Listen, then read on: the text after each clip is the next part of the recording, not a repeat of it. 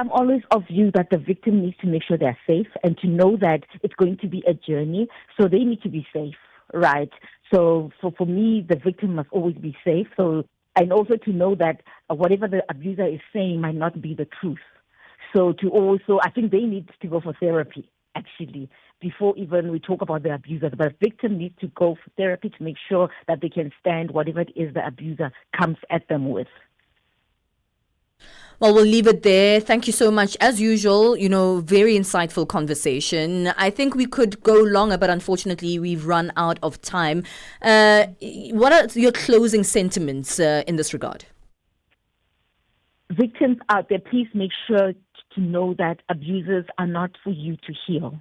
Right? They're not okay. And they might have good moments, but those good moments are not worth your misery. They shouldn't come at the cost of you sacrificing yourself.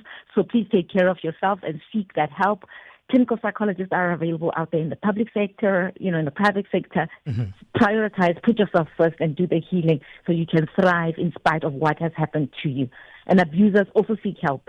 Sure. I was about to say, what are you going to say to the abuser? Because they're also listening and say, I also need some advice on this one. So I think seeking help is a good start. Yeah. Let's seek help and be healthy human beings and thrive in spite of what happened to us in the past. Absolutely. And the mistakes we make. Dr. Kidumet, it's always a pleasure. You always have a sincerity to how you address these issues. Thank you for joining us here, and I'm sure it's helped a lot of people listening. Thank you. That's clinical and sports psychologist Dr. Kidumetsi Mashego. What's your take on that one? Abuse? Can it be something that is altered as a behavior? Maybe you are an abuser yourself. Maybe you've done it and you see that it's a problem. How are you dealing with it? Give us your thoughts on +27 63 406 9126. It's 10:31 Central African Time. Fikile Lingwati is standing by with our sports. Sports on Channel Africa. The African Perspective. In this hour, we begin with athletics. Ethiopia's Tigist Assefa set a new women's only world record of 2 hours, 15 minutes and 50 seconds as she won the London Marathon on Sunday, whilst Kenya's Sebastian Sawe put a star-studded men's field to the word. And in the sword, for 28-year-old Assefa, it was ample compensation for finishing runner-up both in London and the Paris Olympics last year, especially as bitter Dutch rival, the Ethiopian-born Sifan Hassan, finished third. Assefa dropped Kenya's Jocelyn Chepgosgei as the race played out in blazing sunshine and with thousands lining the route entered its business end. Defending champion Alexander Motiso Munyao edged Abdi Nagay for third in a photo finish, while four-time champion Eliud Kipchoge finished sixth. On to football news, Amachita started their Under-20 Africa Cup of Nations campaign with a 1-0 defeat to host Egypt on Sunday night. Coach Raymond Mdaga was able to call upon some exciting names as Mfundo Vilagazi, Kutlwano Lethaku and Langelihle Phile joined Jody Ashton in the attack. There was a lively tempo to the first half, with the South Africans causing a bit of problems, but they were unable to convert that dominance into goals. Amachita's foreign-based goalkeeper, Fletcher Smith-Lowe, explains how he ended up in Portugal. So during the 2020 pandemic, my family and I decided that we should go and experiment out in Portugal, just because we wanted to try something different. So we liked it and then ended up settling there. The South Africa's base goalkeeper and the team will be back in action on the 30th when they face Tanzania. And the Benfica-based star says they are getting attention from European teams due to national development sides participating in international competitions. This development is seen. We have a couple of years ago, I had never heard of the national team at the lower levels, under 15, under 17. But now we have a great system setting up, feeding all the way through. And we can see it. The quality is developing a lot, really a lot. And it's been very impressive. Being part of it obviously gives you more of a insider view. But from the outside, everyone, I can say this, everyone in Europe is seeing the way African football is developing. And it's really impressive to see. And finally, golf news. Nigerian golfers in Abia State have unveiled plans to develop a world-class championship golf course in Umuahia, the state capital, aiming to position Abia as a premier destination for golf global tourism. The ambitious multi-billion naira project is being championed by prominent Abians and passionate golf enthusiasts, including Senator Enyinaya Abaribe, Senator Ngechi Nwawogu, and Chairperson of the Southeast Development Commission, Chief Emeka Wogu. Determined to bring the project to fruition, the Forum of Abia Golfers has established a technical committee tasked with drafting a comprehensive development proposal and investment package for presentation to the Governor of Abia State. For any sports stories you'd like to share with us, please send an email to newsroom@channelafrica.co.za or call us on +2711 714 4459. This is Channel Africa Sport with me, Figile Ngwati. Sports on Channel Africa. The African Perspective. Parlez-vous couramment le français? Êtes-vous passionné par la radio? Et êtes-vous qualifié pour travailler en Afrique du Sud? Envoyez-nous votre CV et vos 3 minutes démo en MP3 à @channelafrica.co.za pour avoir une chance de rejoindre la famille Channel Africa. Si vous n'avez pas de réponse après 14 jours, cela signifie que vous n'avez pas été retenu. Channel Africa, la perspective africaine. Benjamin Mushatama and Palesa on the move. Hey, let's continue with our news and find out what's happening in business. Business news on Channel Africa. The African Perspective. Thanks, Benjamin, and good morning.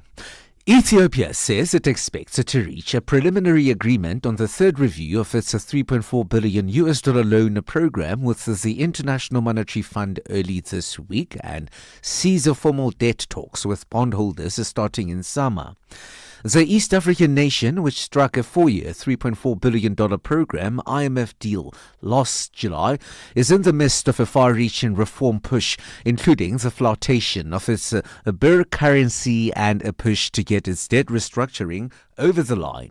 Leboga Mabange reports. Speaking on the sidelines of the IMF and World Bank Group spring meetings in Washington, Finance Minister Eyob Tekalain said he had met IMF Managing Director Kristalina Georgieva as well as other staff to discuss progress on reforms. Ethiopia in March reached a draft agreement with its official creditors on restructuring $8.4 billion of debt, but has been locked in a standoff with its bondholders.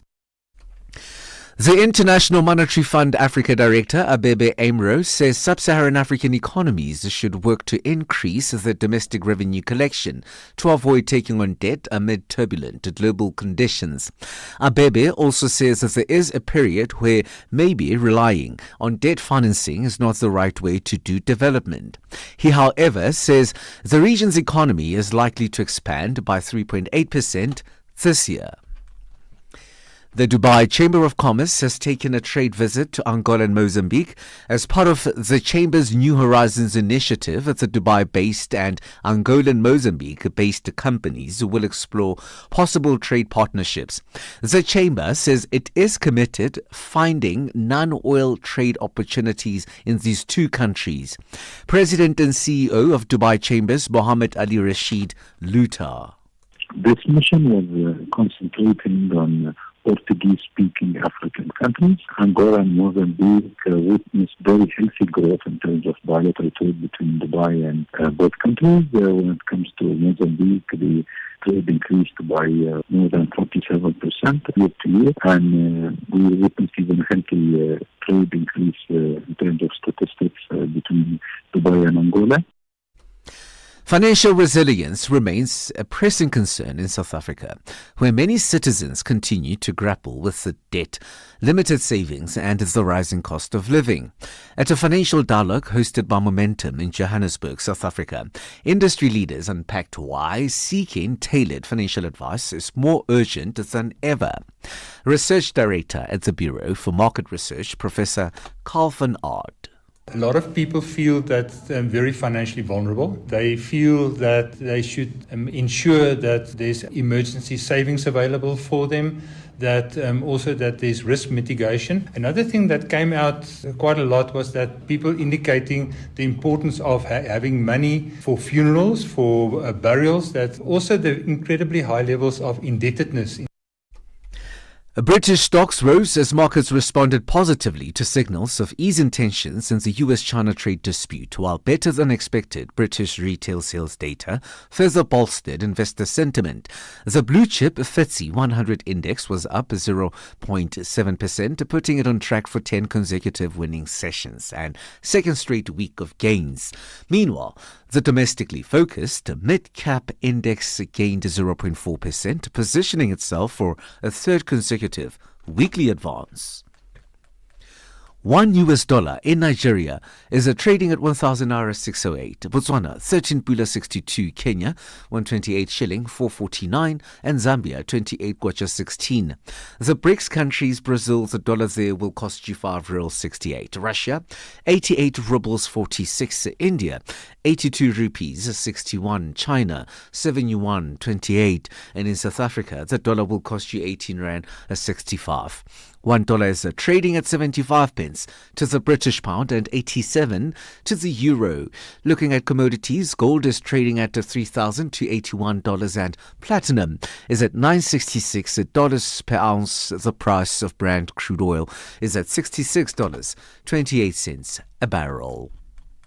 For any business stories you would like to share with us, please send an email to newsroom@channelafrica.co.za or call us on +27 11 714 4459.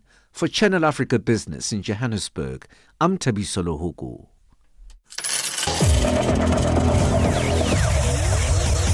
Business News on Channel Africa. The African Perspective. Annie Kalonji sur Channel Africa. Nous étions en train de savourer la chanson Démocratie. Démocratie. Ça veut dire quoi? Démocratie, déjà, ça dérive de démocratie, qui est le régime dans lequel nous sommes, dans notre pays. Mais j'ai plutôt pensé que nous sommes plutôt dans une démocratie. Pourquoi? Où il y a une cruauté, tellement une méchanceté des dirigeants envers la population. En fait, dans cette chanson, je suis en train de blâmer tout le monde. Je blâme et les dirigeants, qui pour moi sont des démocrates. Oh, je suis maintenant en train de comprendre. Donc, démocratie. Oh! Annie Kalonji, tous les dimanches sur Mix Vibration. Call us on +27 63 406 9126. And contribute to the conversation. We are up. We are ready. We are on the move with Palesa and Benjamin Mushatama on Channel Africa. For my hand, diamond for my wrist, brother on my feet, steady rocking Louis V. Every time I pull up in my G's, oh my God, we don't shut it down.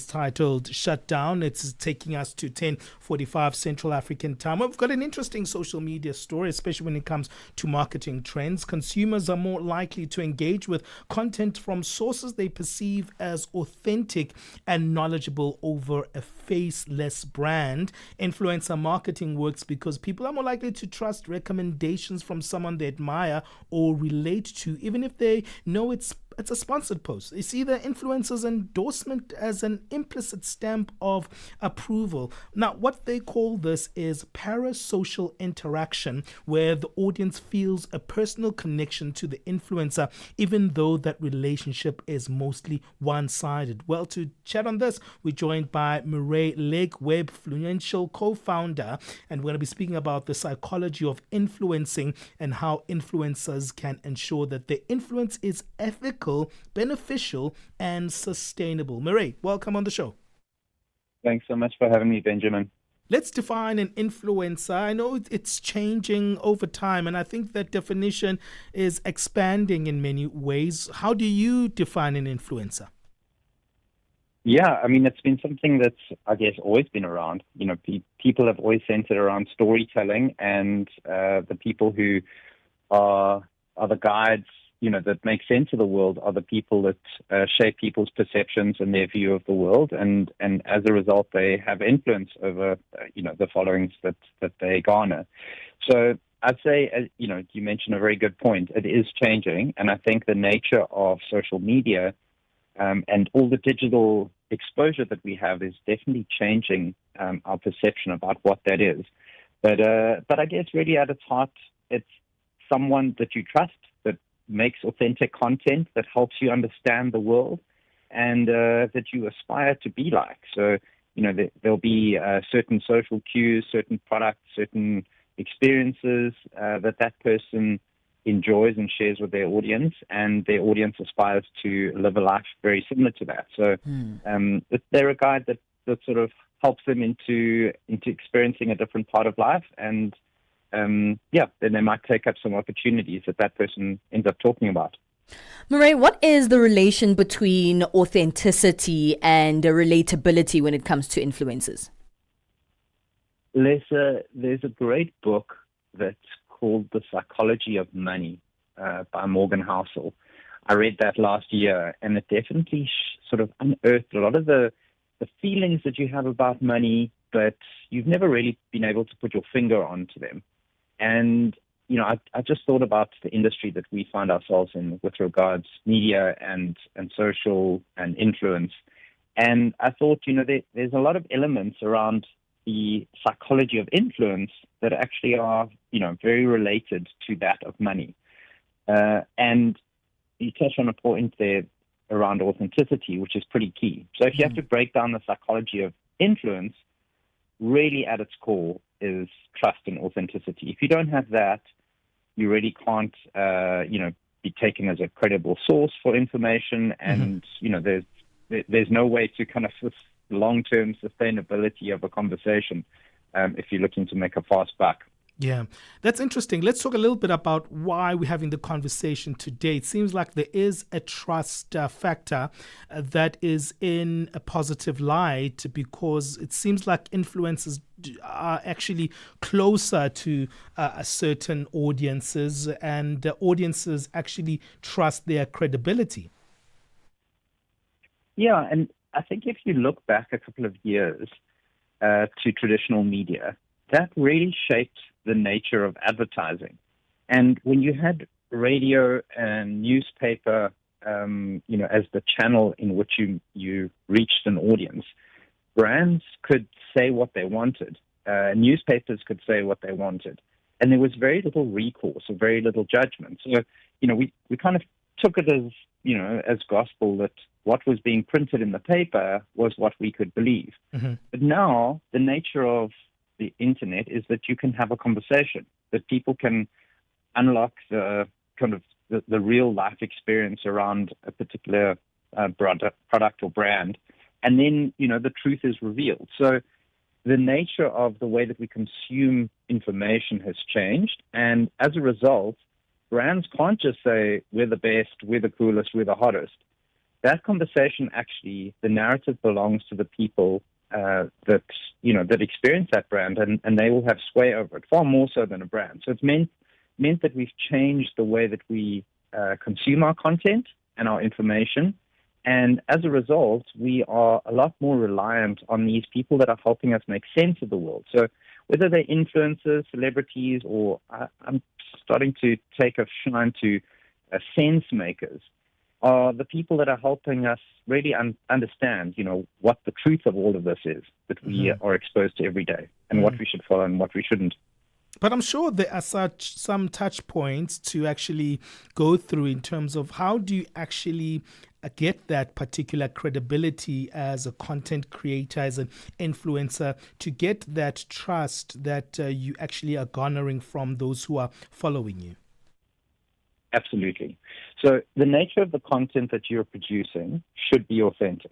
So you should be telling a truthful story every day and sharing that with your audience. And if there's some degree of attraction and some kind of articulation that you're pretty good at, whether you're on TikTok and you're showing, and I guess just as a side quest, TikTok has become the real channel because it's away from the filters and the perfection and the curated posts. It's just the real story. Yeah, it's very raw, isn't it? Yeah, 100%. And as a result, I think for people who are producing that narrative and engaging with their audience and telling a story that is truthful, and when it's held to the light, that it holds water, those are the ones that are continuing to grow an audience. So, from our perspective, we track and analyze the content performance of all of the people on our networks. And it's the people that are consistently posting and getting good engagement are the rising stars. We can almost track, their future stardom by seeing that they're producing things authentically. They're not selling out. They're not, a Me Too kind of thing. It's a real story that people are standing behind, and those boil down to those degrees of influence, which is authenticity, trust, and credibility. And if you can keep consistent to those, you're onto a good thing. There is this, I don't know if you know about this story. I'm sure you should, Murray, this Chris XL account on X, right? There's this guy who has this X account that was, depicting a picture of a particular influencer. And she just came back recently on her TikTok speaking about how she was affected by the fact that her profile picture was used on this Chris XL. She became like an avatar of this Chris XL account, and that account was very controversial. It's like everything that was kind of crazy about rumors and pop culture in South Africa was on that particular Chris XL account, and she said she lost a lot of her work as an influencer. How critical is reputation here, and also maintaining that momentum of a credible reputation? Yeah, I mean, we've really just got leverage through technology. But if you think about it, at the bare bones, in terms of the friendship circles that you hold in real life, the ones that aren't extending into social media, obviously your personal brand and your credibility is something that you develop and you work on every day. Your reputation with yourself is where it starts. Your self-confidence is the reputation that you have with yourself. And if you have a bit of self-confidence, you then can start sharing that with the people around you, and that, ignites some positivity and ignites some conversation. And it really just flows from there that, that's then how it gets shaped into this digital world. But at the same time, you have these bad actors and these negative influences in the market. And those will be the ones that will seek to detract from the credibility that you hold or the social capital that you have, and kind of drag you into things. So, I think we can see so many stories that come to the public light. I mean, the Johnny Depp trial, the Ryan Reynolds recent, going from hero to zero experience. There's so much on the go that is amplified by negative sentiment. So, to your point, positive personal brand development and credibility and authenticity is something that if you've got kind of a bedrock of that in your content, that's going to help you sustain those negative wins that sometimes will blow your way. Mm-hmm. Well, we have to leave it there. Thank you so much for helping us, Mireille. Where do we get more information about the work of Webfluential? Thank you, Benjamin. It's best to just go to webfluential.com, have a look there, and we help creators market and monetize themselves. So if you are one, go and join.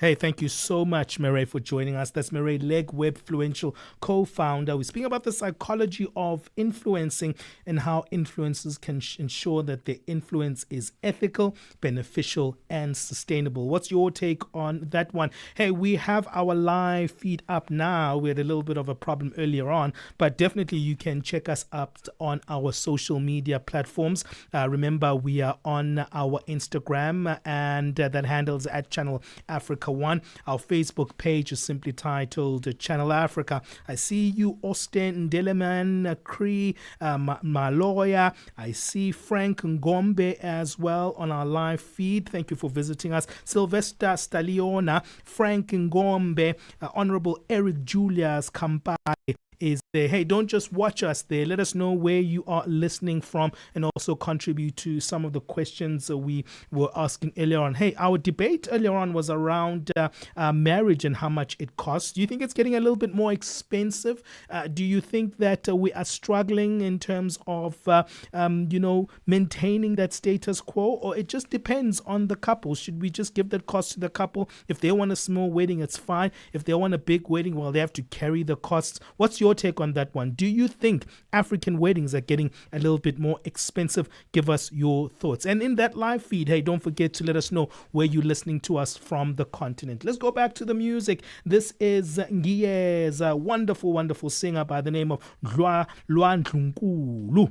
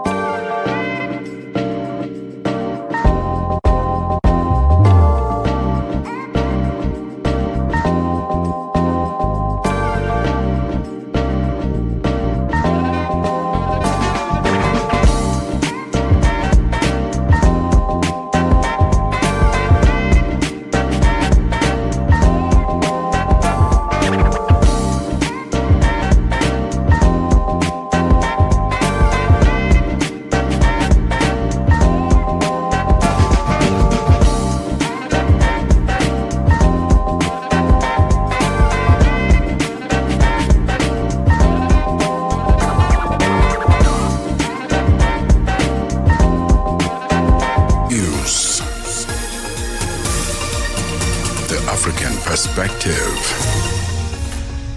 Thank you, Palesa. Top stories this hour. South Africa's ANC party defends the country's sovereignty, and Qatar suggests advances have been made in talks on the war in Gaza. Good morning. The chairperson of South Africa's ANC party has defended the country's sovereignty amid growing tensions with the US over race relations and a new land law. Speaking as acting president at the National Freedom Day celebrations, Gwede Mantashe said South Africa is not a province of the United States, but a free and sovereign country.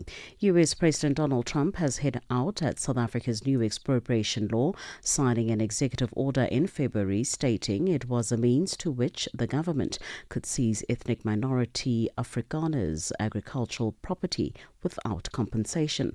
The expropriation law does allow the government to seize land without compensation, but only in certain circumstances. Trump's February order also opened the door for Afrikaners to be admitted to the US as refugees, describing them as victims of unjust racial discrimination. A total of 18 illegal miners are expected to make their second appearance at the Mohwase and Brits Magistrates Court in Northwest in South Africa on different dates up to the 24th of June for contravention of the Immigration Act. According to police in the province, the accused, aged 21 to 41, were arrested during the Vala Umkoti operations, which were executed in Vetranki village near Sun City and Mashakaneng village outside Brits, respectively. Police spokesperson Brigadier Sabata Mohwabone says in the course of the arrests, equipment used to mine illegally, such as a water pump, jackhammer, and electric extension cords, were confiscated. In a continuous effort to address illegal mining and related offences, a total of 21 accused appeared in the Brits and Mohwase Magistrate Court on Thursday, the 24th of April 2025, for contravention of the Immigration Act of 2002. Out of 21 accused, 3 were found guilty by the Brits Magistrate Court and sentenced to 6 months imprisonment or a fine of 2,000 rand, which was wholly suspended. The court ordered that the accused be deported to their countries of origin, which is Mozambique and Malawi. South Africa's Border Management Authority BMA Commissioner Dr. Michael Masiabato will brief the media on the movement statistics as well as interceptions at ports of entry during the Easter period. Earlier this month, the BMA unveiled new high-tech drones and body-worn cameras to assist in its advancement of border security. Established 2 years ago, the BMA is tasked with overseeing a smooth and legitimate movement of people and goods in all South Africa's ports of entry. Channel Africa's Michael Mbewe has more. The establishment of the Border Management Authority was as a result of the transfer of border control functions and officials from 4 key departments, namely the Department of Home Affairs, the Department of Health, the Department of Forestry, Fisheries and the Environment, as well as the Department of Agriculture, Land Reform and Rural Development, into a single integrated authority mandated to secure and manage South Africa's borders. As the third national armed service of the Republic, the officials have the responsibility to facilitate immigration, port health, environmental and agricultural biosecurity services, including access control and general law enforcement functions at the ports of entry and border law enforcement area. South Africa's rival leaders should honour Pope Francis. South Sudan's rival leaders should honour Pope Francis' legacy by ending the country's conflict, the Vatican's diplomatic representative to the nation has said. Archbishop Seamus Patrick Horgan has encouraged the South Sudanese to fulfil the Pope's ardent wish to see true peace and see dialogue as the condition of that peace and the silencing of the weapons of war. The Pope, who died aged 88 on Easter Monday, had urged the two sides of South Sudan's conflict to forge a permanent peace during a historic trip 2 years ago. And finally, Qatar has suggested that advances have been made in talks aimed at reaching a new ceasefire in Gaza, despite a recent intensification of fighting. But major obstacles remain. The BBC's Sebastian Usher has the details. After rejecting Israel's latest ceasefire offer more than a week ago, Hamas now seems set on a longer-term objective: to seal an agreement that would see the release of all the remaining hostages as part of a deal to end hostilities for at least 5 years. Hamas has suggested that it could consider disarming as part of such a trade-off, but only if Israel were to pull all its forces out of Gaza. The Israeli government appears to have no intention of doing this. That means moves towards a ceasefire may once again founder. Recapping the top story this hour, the chairperson of South Africa's ANC party has defended the country's sovereignty amid growing tensions with the US over race relations and a new land law. Speaking as acting president at the National Freedom Day celebrations, Gwede Mantashe said South Africa is not a province of the United States, but a free and sovereign country. For any news stories you would like to share with us, please do send an email to newsroom@channelafrica.co.za or call us on +27 11 714 4459. For Channel Africa News, I'm Cholani Tulongwebe. SABC News. The African Perspective.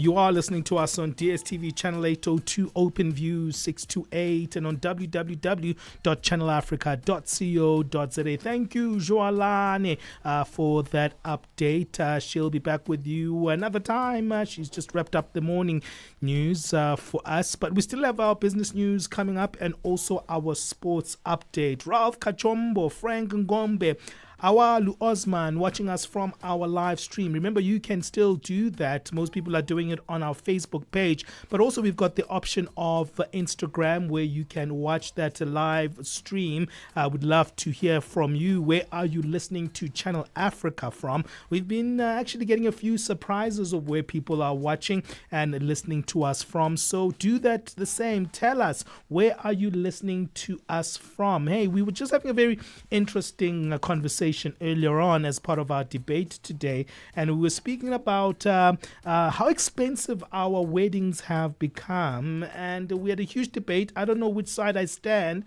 but I was really convinced by the wedding planner who says, you know what, you as much as a couple want something, you really have to be consultative when you think about your wedding. It's not just about the two of you. You also have to bring others on board and find a middle ground on what to do in terms of who to invite. And there should be some sacrifices to be made in that. If you were to have a wedding, Pali, where would you start? I mean, it's a difficult one. Are you going to be like me? Or are you going to think, okay, there's also other people here that are a factor and I must consider their needs? Me. Okay, why? Because I think it's a good day to be selfish between yourself and your partner. So Okay. I'd be happy to just stick to exactly what my partner and I would want. You don't think your mom will be like adverse to that? Like, Bali, rakati mang, Sorry, nobody else matters. Nobody else matters. Auntie. Nobody else matters. The granny from No. No. Oh, okay. Just me and my partner and what we want. And you'll be happy to just share the experience of us and how we want to share that experience with you. Okay. At least you're coming. That's all you... that's Mommy, at least you are coming. Mommy, not just my mom. I mean, everyone at the wedding. You got an Okay, invite. but Come and enjoy our celebration of love But there are together. those that are going to be saying, Pali, I wanted to come. What? I wanted to come, but you didn't invite me. Yeah, I'm not inviting anyone that I don't want to invite. Oh, wait. Pali is a hard one too. Yeah, Yo. 100%. Like, if I do get married, yeah, that day will definitely be all about myself and my I'm partner. starting to worry about my invite now. Give us your thoughts on that one. +27634069126. You can text us or let us know in our live stream on our multiple platforms on YouTube. Remember, at Channel Africa 1 is the handle there. On our Facebook page titled Channel Africa, and also on our Instagram using that handle at Channel Africa 1. I see you, Vusi Koka from Tsakane. Brakpan. That's my hometown in the East Rand. I've got friends in Tsakani. I'm always in Tsakani, one of the coolest townships in the East Rand of Johannesburg there. Let us know where you are listening to us from. We'd love to know because it's always cool knowing where you listen to Channel Africa from. Skumbuzi Mdunge just joined that live stream at Frank Ngombe. So many people coming in and out of our live stream. You can do the same as well. Africa. It's time to plug into the heartbeat of the continent. Tune in to Channel Africa, your go-to radio station that broadcasts in 5 different languages. L'Afrique du Sud célèbre la journée nationale du Kabla hujaitwa kwa jina la Double K or more of our forests have been destroyed. Partido Africano da Independência da Guiné. See, Channel Africa represents every corner of this amazing land. From Lagos to Cape Town, Nairobi to Dakar, we've got you covered with the freshest news, music, and cultures. So, turn up the volume, feel the rhythm.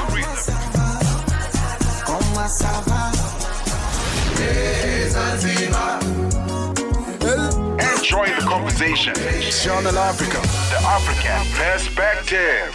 Download the SABC app and take Channel Africa with you everywhere you go. Hashtag on the move and connect with us.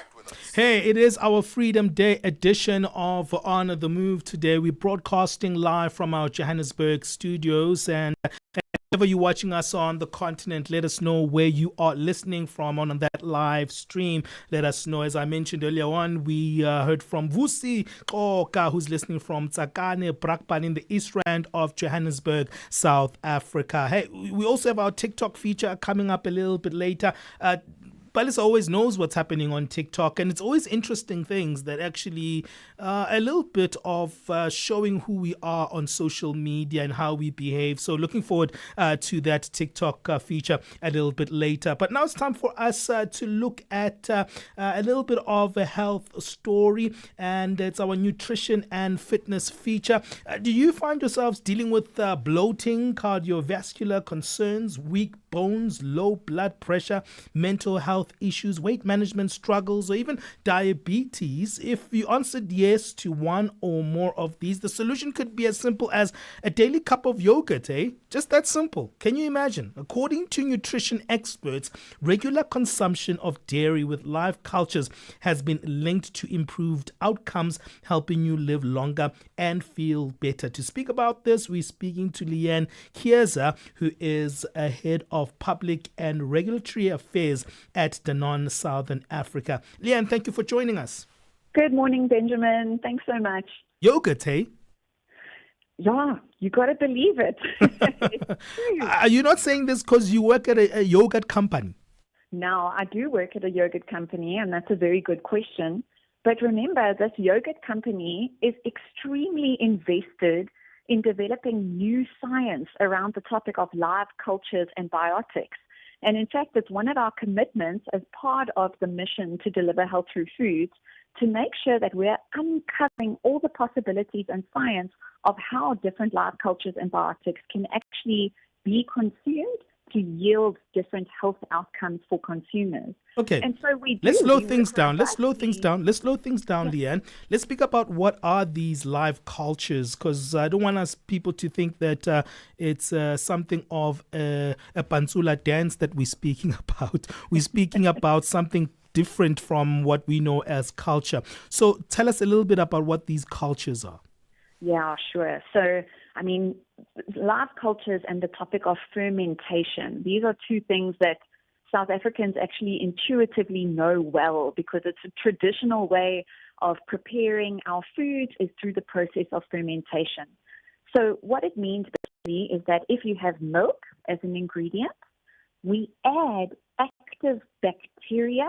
So it's a certain type of bacteria that's known to work on the properties of milk that help to make it creamier, that help to make it thicker, and you basically inoculate those live cultures or those bacteria into the milk, and you hold it at a certain temperature for about 8 to 12 hours, and over time you see that milk developing new properties, and by the end of that you'll be familiar with either mast or amasi, and yogurt, which is the result of adding these live cultures to milk to produce something new. Yeah. And so the live cultures are these magical ingredients. They are the bacteria. But, sometimes when we talk about bacteria, we think of it as a negative word. We think of it as a harmful word. Mm-hmm. But actually, bacteria can be very beneficial as well. And getting that kind of bacteria through your diet and into your gut is an extremely beneficial thing to do. I don't know what they call it in English. My English is on low battery life because it's a holiday today, Leanne. But we have what we call mabele, and there's a lot of fermentation with that. So that's sorghum. That's sorghum, right? And that's part of our cultures here on the African continent. Let's talk a little bit about that fermentation process. I know sometimes it's very difficult to control and to make sure that it stays healthy and digestible. What's your take on how to control that fermentation process? I'm sure you guys have a lot of techniques. Absolutely. I mean, look, the process of fermentation is actually kind of a special process because what it does is that throughout the duration that those bacteria or live cultures are working on that food, I talk about dairy, you were talking about sorghum. Mm-hmm. While those bacteria and live cultures are working on the food, they're actually digesting, breaking down, making more simple certain properties of that food. Okay. And in so doing, we see the food texture, taste, flavor, even the health properties of that food change. And so, in the case of yogurt, I'm close to yogurt, as you know. Mm-hmm. A good example of this is that the live cultures will actually work on the lactose in that dairy product. People are familiar with lactose. It's the sugar that you find in dairy products, the naturally occurring sugar.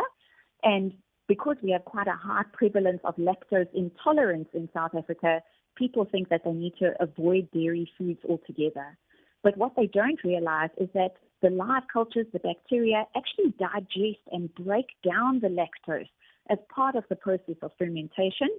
And this means that when you enjoy that dairy product, your mass or your yogurt, actually the lactose content is lower because it's been digested and broken down.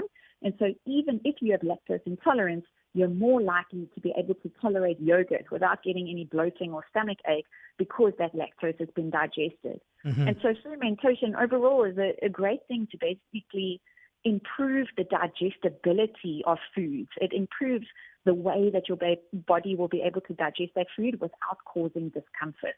I mean, you might say you're not close to sorghum, but you are kind of close because you've got products that also integrate multi-grain products in them. And I've noticed those and I use them a lot to supplement some of the old school stuff that we used to use as well. That grain aspect and incorporation in a yogurt, what does that do? Does it have any additional benefits? I love your reference to that product. Thank you so much. And it's true. I mean, this particular product you're talking about, basically it's a combination of yogurt with 4 different grains. And you're right, sorghum, maize, oats, and wheat are the 4 grains which are in this product. And basically what we're seeing is the best of both worlds. So there's fermentation in there, there's protein and a source of calcium in there from the yogurt component. And those grains, that fermentation, that yogurt protein element is working together to produce a product which is helping to keep you fuller for longer. So the grains basically increase the substance or the fullness, the filling nature of the product. And then together with the fermentation and sort of the protein yogurt benefits, you're getting something which is more substantial and filling that will keep you fuller for longer for a longer duration of time. Mm-hmm. Well, it's known as mabele in Setswana, mafunde in Chishona, and amazimba in isiXhosa, and that is something that you might know as an African. And we use the fermentation process for that type of porridge. At times, it actually is fermented into kind of a more harder substance, like a pap of sorts, and we eat it a lot here in South Africa. I'm sure in many parts of the African continent there are multiple variations of it. We speak about that process with Danon today around live cultures, how they help us with our digestive system. But more importantly, we're speaking about how live cultures are also important for that digestive system. Well, what are your thoughts on that one? Are you still eating fermented stuff or things that go through that live culture process that is being preserved over a long period of time? Give us your thoughts on that one. We'll be back with this one after our break. Got something to say? Are you passionate about issues that matter? Do you have a voice that deserves to be heard?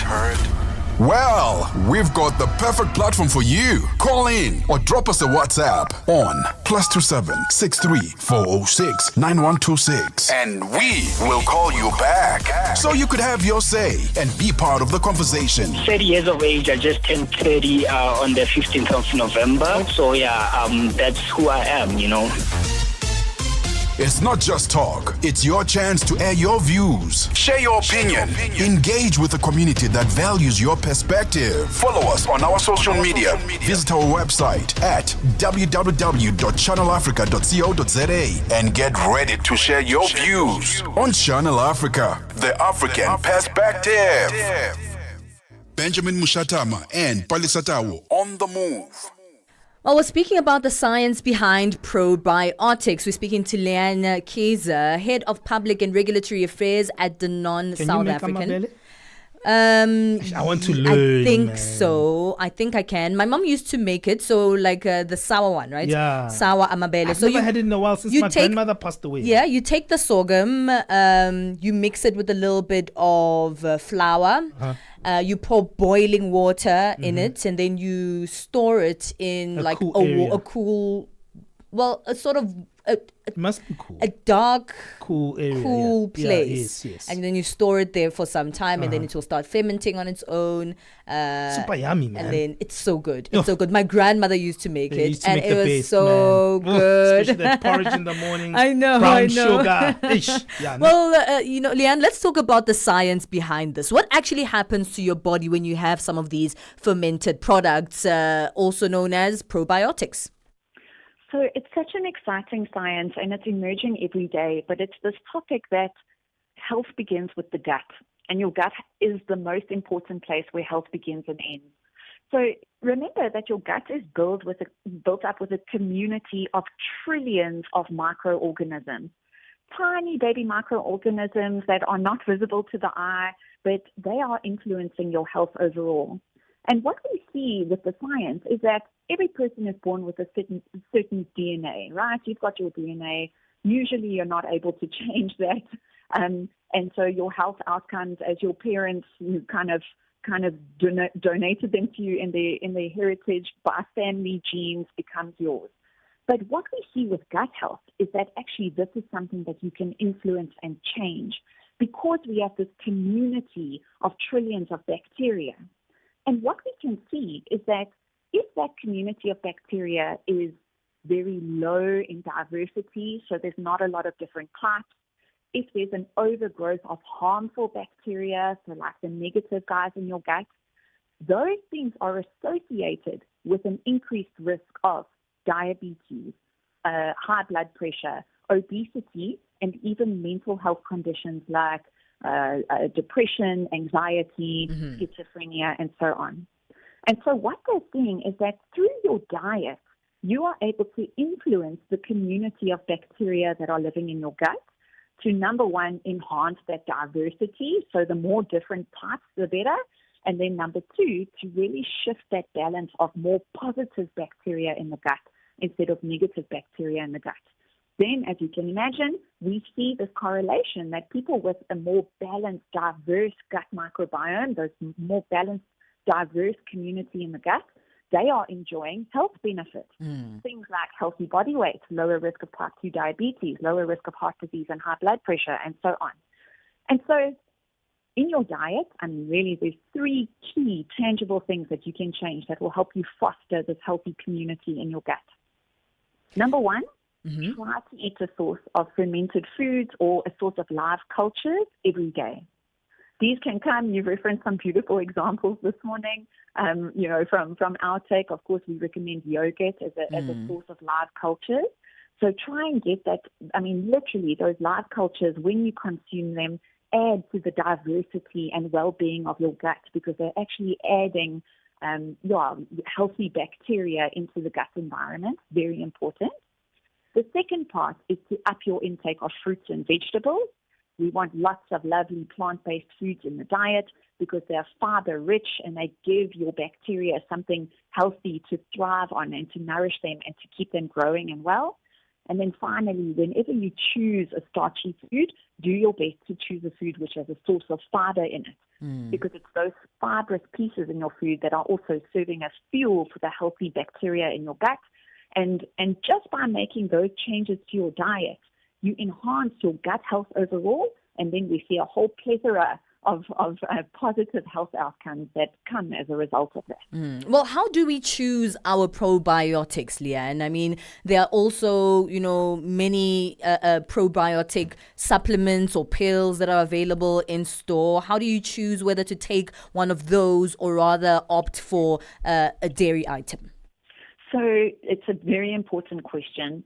A probiotic is usually something that you would consider for therapeutic use. So think of it as you have an ailment that needs to be resolved. So there's an issue or an illness or an ailment that needs very concentrated treatment to be resolved to get you back to a point of health and comfort.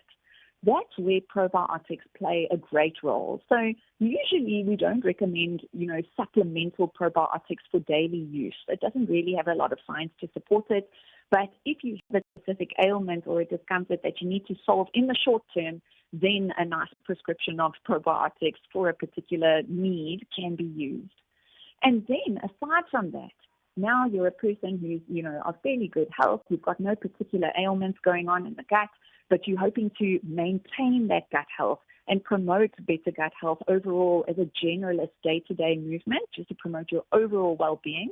This is where the step of having yogurt or other fermented foods is recommended just as a daily intake to enhance that daily well-being of your gut outside of an ailment situation.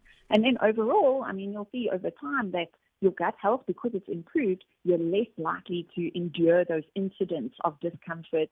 You're less likely to be, to have that compromised immunity that will put you back into a state where you have an ailment or a concern that requires a probiotic again.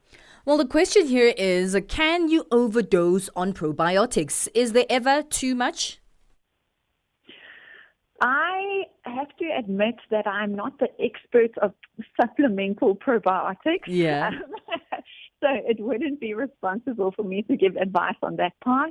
So I'm going to have to.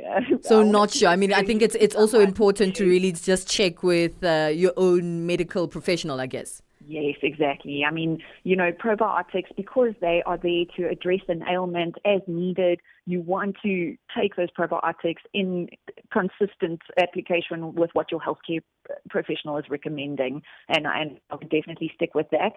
And then if you're looking for a more daily, gentle, sort of food-based approach to taking care of your gut health, then these food-based live cultures are a much better, more gentle, more sort of easy to include in your diet way to go to promote your gut health.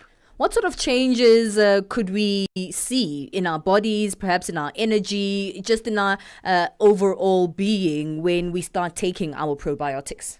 Well, it's exciting because, some changes are very early, immediate to see. So things like bloating, abdominal discomfort, even as I talked about, your tolerance for dairy products. Just by including a dose of live cultures into your diet every day, you'll gradually see that those symptoms sort of start to fall away. You're better able to digest your dairy foods, and you have less likelihood of developing incidents of bloating and discomfort. So that's very immediate. Then we see other exciting things like 70% of your immune system actually lives in the gut. So when your gut health is working in a better way, Therefore, your overall immunity is working in a better way. And while you might not see the impact of that today, you'll feel it. We're walking into the winter months now. If your gut health is intact, you are less likely to pick up your colds and flus and illnesses that result from poor immunity. Super important. Well, we'll leave it there. Sorry, Leanne, we have to wrap up. You're allowed to just complete that thought, please. Thanks, Emil. I was just going to say that in the long term then, long-term positive gut health is then showing us this decreased risk of chronic diseases in the long term, which is both like your cardiovascular disease, diabetes we talked about, obesity even, but also importantly, mental health conditions as well. So people with a healthy gut over time, over years, it's definitely less likely to experience depression, anxiety, and schizophrenia later in life. Thank you so much for your time, Leanne. Really great information there. I'll definitely go home and take my probiotics today. Thank you so much for your time. Thank you so much. Take care. That's Leanne Keys, Head of Public and Regulatory Affairs at Danone South Africa, speaking about the science behind probiotics, fermented dairy, and your gut microbe. It's 11:30 Central Africa time. Once again, time for our latest sports news. Sports on Channel Africa. The African perspective. Start off with rugby news. The Lions and the Stormers rugby sides are on course to join the Vodacom Bulls and the Sharks in the URC United Rugby Championship playoffs as the competition pauses for a week. All four South African teams were victorious in round 16. The Bulls and the Sharks each completed an unbeaten two-match URC trip to Ireland and Scotland to cement their top four spots. The Stormers made home comforts count in backing up last week's win against visiting Connacht by beating Benetton at Cape Town Stadium, and the Lions delivered on their promise to fight back strongly after 5 successive defeats, hammering Connacht at Ellis Park at the weekend. The Bulls were in action on Friday night and despite being outscored 3-2, secured a 26-19 victory against the defending champions Glasgow Warriors in Scotland. These results leave the Bulls in 3rd place on the log, followed by the Sharks in 4th and 6th place Stormers. The Lions are in 13th position. Ethiopia's Tigist Assefa set a new women's world only record of 2 hours, 15 minutes and 50 seconds as she won the London Marathon on Sunday, whilst Kenya's Sebastian Sawe put a star-studded men's field to the sword. For 28-year-old Assefa, it was ample compensation for finishing runner-up both in London and Paris Olympics last year, especially as a bitter Dutch rival. The Ethiopian-born Sifan Hassan finished 3rd. Assefa dropped Kenya's Jocelyn Jepkosgei as the race played out in blazing sunshine and with thousands lining the route, entered its business end. Defending champion Alexander Mutiso Munyawu edged Abdi Nagay for 3rd in a photo finish, while 4-time champion Eliud Kipchoge finished 6th. On to football news, Amajita started their Under-20 Africa Cup of Nations campaign with a 1-0 defeat to host Egypt on Sunday night. Coach Raymond Mdaga was able to call upon some exciting names as Mfundo Vilagazi, Kutlwano Lethaku and Langeli Hlepile joined Jody Ashin in the attack. There was a lively tempo to the first half with the South Africans causing a bit of problems, but they were unable to convert that dominance into goals. Amajita's foreign-based goalkeeper Fletcher Smith-Lowe explains how he ended up in Portugal.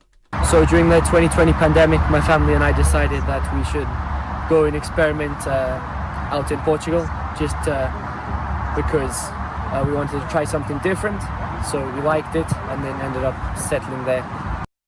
South Africa will be back in action on the 30th of April when they face Tanzania. And the Benfica-based Smith-Lowe says the South Africans are now getting attention from European teams due to national development sides participating in international competitions. This development is seen. We have a couple of years ago, I had never heard of the national team at the lower levels, under 15, under 17. But now we have a great system setting up, feeding all the way through. And we can see it. The quality is developing a lot, really a lot. And it's been very impressive. Being part of it obviously gives you more of a insider view, but from the outside, everyone, I can say this, everyone in Europe is seeing the way African football is developing, and it's really impressive to see. Finally, golf news. The Nigerian golfers in Abia State have unveiled plans to develop a world-class championship golf course in Umuahia, the state capital, aiming to position Abia as a premier destination for golf global tourism. The ambitious multi-billion naira project is being championed by prominent avians and passionate golf enthusiasts, including Senator Enyinaya Abaribe, Senator Nkechi Nwawogu, and Chairperson of the Southeast Development Commission, SADC, Chief Emeka Wogu. For any sports stories you'd like to share with us, please send an email to newsroom@channelafrica.co.za or call us +2711 714 4459. This is Channel Africa Sport with me, Fidel Ngwati. Sports on Channel Africa. The African perspective. Ahoy, matey! Captain here to help, right, boys? Set sail with us on a digital voyage like no other. Channel Africa has a treasure trove of awesomeness. That is our website and social media pages. Tell me, why are you here? We want you to be part of our adventure. The winds are changing, Captain. And this time... Imagine a world where curiosity knows no bounds, where entertainment meets enlightenment, and where every click leads to the African perspective. Visit us on our website, www.channelafrica.co.za, or follow us on Instagram or on X at Channel Africa 1. Go on, like us on Facebook at Channel Africa 1. So, spread the word. Tell a friend that Channel Africa's online variety is what they need on the web. Channel Africa, the African perspective. Benjamin Mushatama and Palesa on the move. Hey, send out your city a shout out on our live stream. We want to know where you're listening to us from, and don't be shy. Do engage with us on that live platform. If you get there, just let us know where you're listening to Channel Africa from on that particular live stream. It's always good hearing from you. It's time for us to move on right now and get our latest business news. Business news on Channel Africa. The African perspective. Thanks, Benjamin, and good morning. Ethiopia says it expects to reach a preliminary agreement on the third review of its $3.4 billion loan program with the International Monetary Fund early this week and seize a formal debt talks with the bondholders starting in Zama. The East African nation, which struck a 4-year, $3.4 billion program last year, is in the midst of a far-reaching reform push, including the flotation of its birr currency and a push to get its debt restructuring over the line. Leboga Mabange has more. Speaking on the sidelines of the IMF and World Bank Group spring meetings in Washington, Finance Minister Eyob Tekalain said he had met IMF Managing Director Kristalina Georgieva as well as other staff to discuss progress on reforms. Ethiopia in March reached a draft agreement with its official creditors on restructuring $8.4 billion of debt, but has been locked in a standoff with its bondholders. The International Monetary Fund Africa Director, Abebe Amro, says sub-Saharan African economies should work to increase their domestic revenue collection to avoid taking on debt amid turbulent global conditions.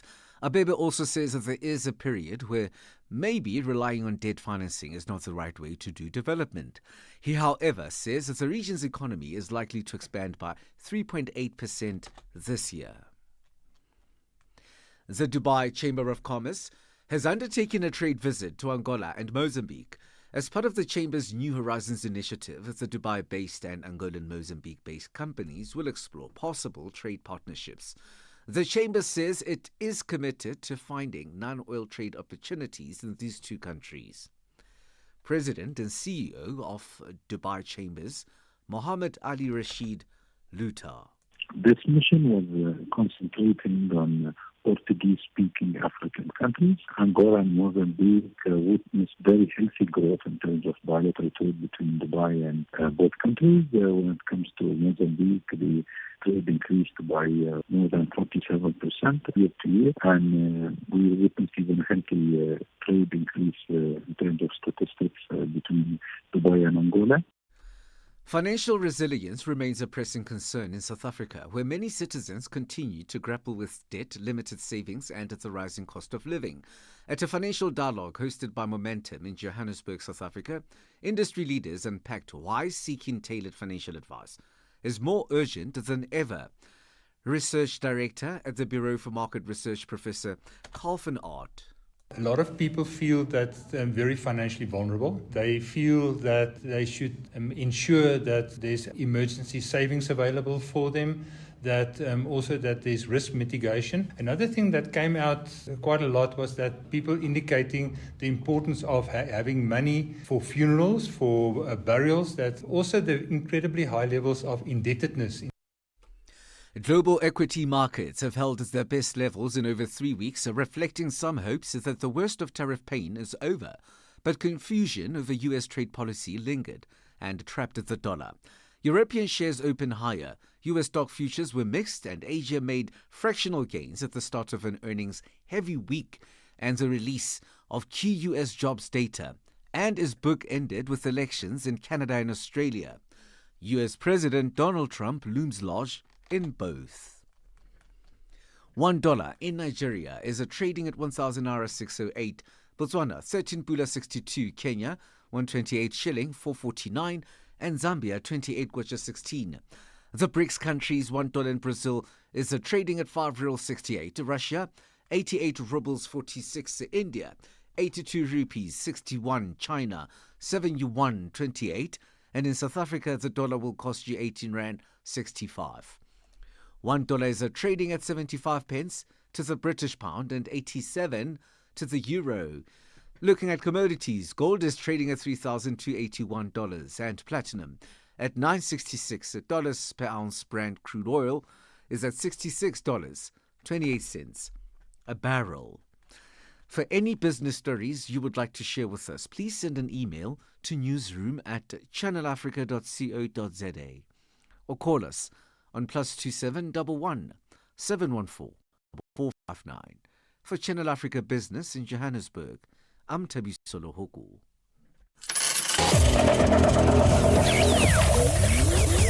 Business news on Channel Africa.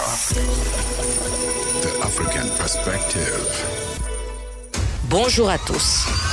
Nous aimerions entendre votre voix sur notre station de radio. Faites-nous plaisir et envoyez un petit mot ou un message de salutation à vos proches ou à vos présentateurs préférés de Channel Africa.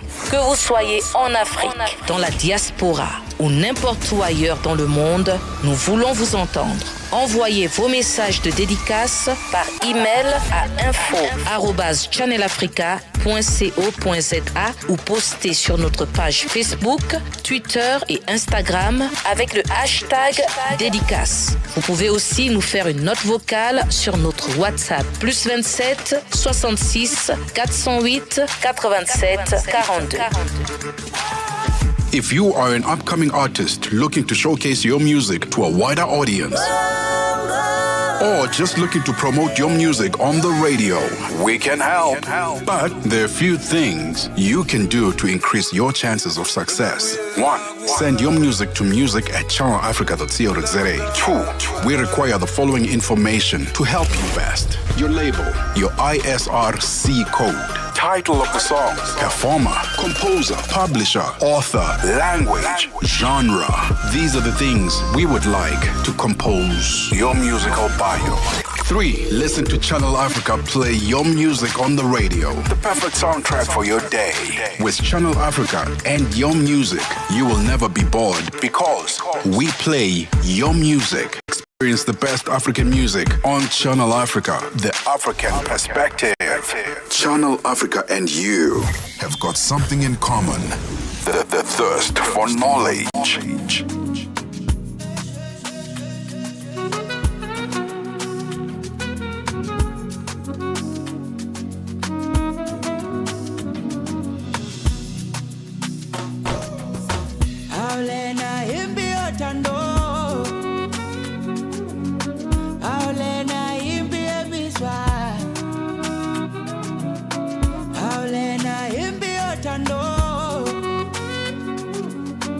Aulena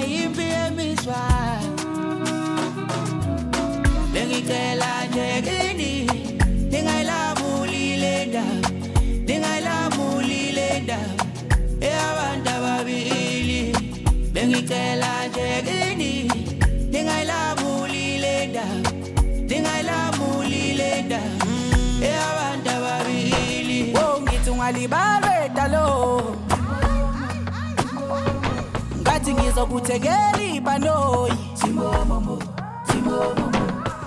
Sawangathela amadimoni Ebafethu ngithe yami ngelozi Timomomo Oh ngithi ungalibalwe dalo Ngathi ngizokuthekela ibhanoyi Timomomo Sawangathela amadimoni Ebafethu ngithe yami ngelozi Phela lona ngamthola ngamthatha ngamubeka enhlizweni yami ukonondaba banejelas Phela lona ngamthola ngamthatha ngamubeka enhlizweni yami ukonondaba banejelas Ekujuleni ngothando Ushaya oluncane uvalo Ukhona ngqongqozayo Ngabe nguwe sandwa Ekujuleni ngothando Ushaya oluncane uvalo This is Black Diamond giving us this one titled Impi Yothando right here on Channel Africa, 11:46 Central Africa time. Let's take a look at what's going on TikTok. You know, we all love a trip, don't we? It's a great way to relax, to, you know, remove yourself from everyday life and the stresses there. But there are two kinds of people when going on a trip, or maybe even on a date, right? And the two kinds of people are the planner and the one that's just happy to be there. Actually, a couple has been trending on TikTok after they hopped onto a current TikTok trend that have many wishing to call themselves a Darshan. Listen to this. My name is Samuel and I carry all the bags. My name is Darshan. My name is Samuel and I plan the itinerary and navigate the routes. My name is Darshan. My name is Samuel and I plan the aesthetic cafes. My name is Darshan. My name is Samuel and I take the photos and videos. My name is Darshan. Now, I wonder which one you are. Are you a Samuel, the planner, someone who makes sure everything is going according to plan? Or are you just a Darshan, someone that, you know, is there, someone who's there to just arrives and be part of the occasion? And it's just, of course, smiling and maybe bringing in the energy into the trip. Ben, are you a Samuel or a Darshan? I am none.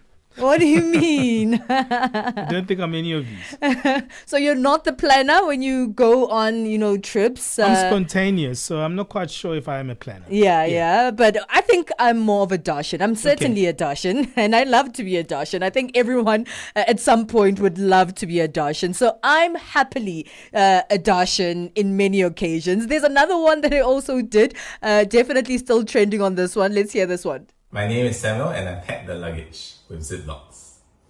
My name is Darshan. My name is Samuel and I do the heavy lifting. You're doing amazing!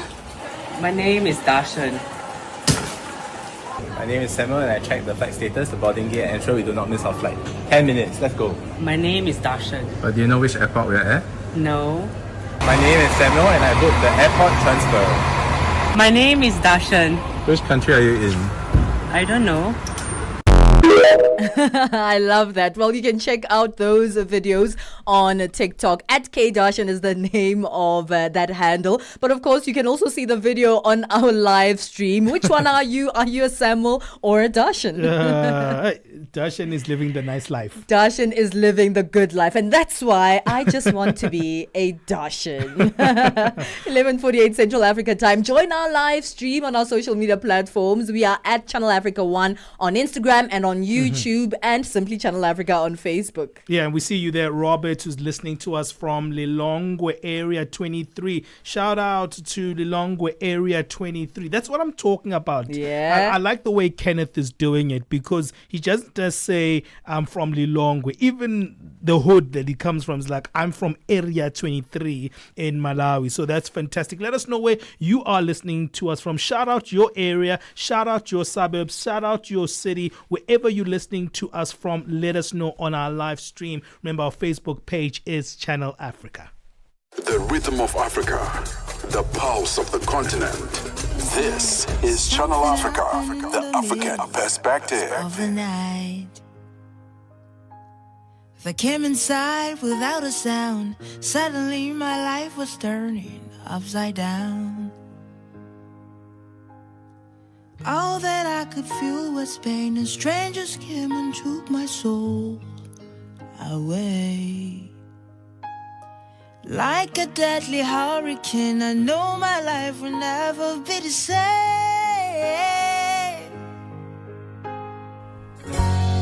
Where do you go when you're by yourself? Who comes along when you cry for help? I know I can't change the past, but as the river keeps flowing, I'll keep on moving on. I'm hoping for a better life, praying that nobody's story turns out like mine. The only thing I know is fear, even those with good intentions disappear. All that I could feel was pain, and strangers came and took my soul away. Like a deadly hurricane, I know my life will never be the same.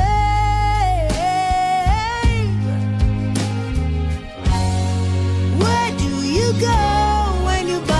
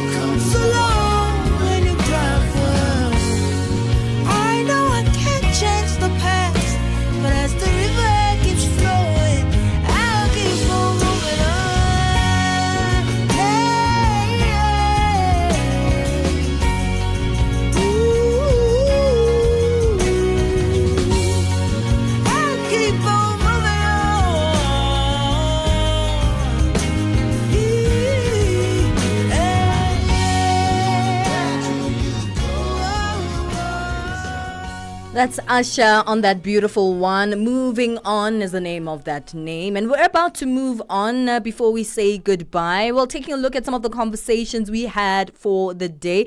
Go ahead and go to our website, www.channelafrica.co.za, and you can find our podcast on some of the conversations of the day and also other older conversations as well. Never too old for some content. And of course, we enjoy sharing this content with you from all over the continent. continent. Of course, we had a few conversations about whether an abuser can change. We still want to hear your thoughts on that one. I'm not really sure if they can or cannot, but that's definitely your opinion, which is most important there. So that's just one of the conversations you can catch on our podcast today. Make sure that you go there. Once again, that's www.channelafrica.co.za. Well, from 12 p.m., we're going to be leading the way and for Lulu Gabu to come in for the Africa update. And of course, Lulu is here to let us know what's coming up on today's show. How are you doing, Lulu? Hello. Happy Monday. It's a holiday. It is Lulu a holiday. Is here. What do you That's mean? surprising. I always work. Lulu.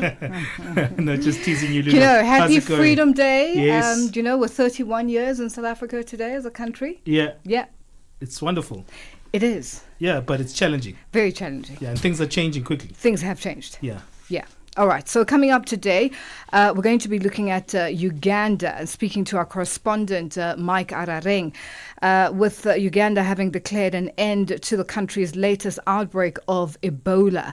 This is 3 months after authorities confirmed cases of the highly infectious and often viral hemorrhagic infection. So this is going to be one of the stories that we focus on today. And also, we're going to be looking at Namibia, where Namibia's President Netumbo Nandi-Ndaitwah has dismissed Minister of Agriculture, Fisheries, Water and Land Reform. That's McAlbert Hengari. There are some serious allegations of corruption and sexual assault against him. So this will unpack as well with a Namibian journalist, Ellen Shishepo. They'll unpack that story for us. So all that and more coming up on Africa Update today. Hey, thank you so much, Lulu. It's been a good show. We've been here for 3 hours. Coming up is Lulu Gabu to let you know what's going on here on the African continent. We've got a great news team overall that makes sure that you are updated. And Lulu is leading that pack. And definitely it is credible and it is fact-checked information right here on Channel Africa. Well, I leave you with Jeffrey Oriema. This one is titled Makambo.